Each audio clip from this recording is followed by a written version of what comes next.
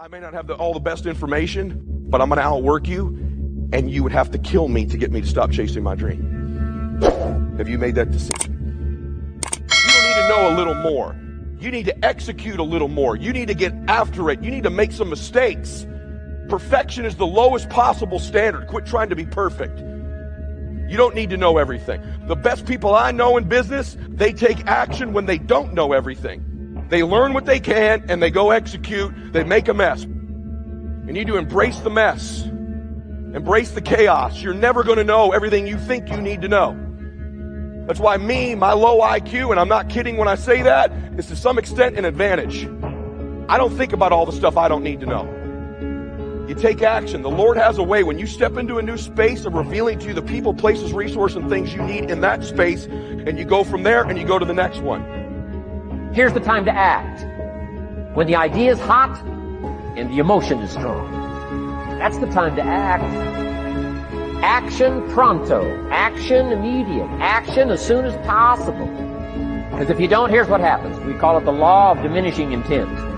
We intend to when the idea strikes us. We intend to when the emotion is high.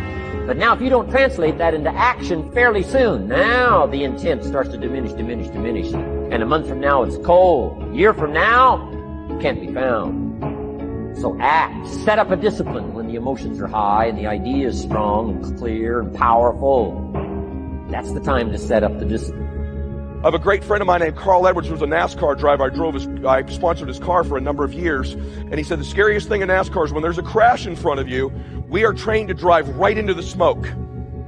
If you look at the wall, you run into it. You cannot even look at the wall, you pull the steering wheel into the wall. So when there's a crash at 215 miles an hour and there's smoke everywhere, we are trained to drive right into the smoke. Can you imagine that?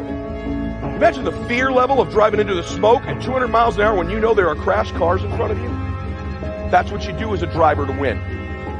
That's what you do as an entrepreneur to win. That's the difference. Knowledge equals execution and speed. Next thing you need to do, you need to stop negotiating the price tags in your life.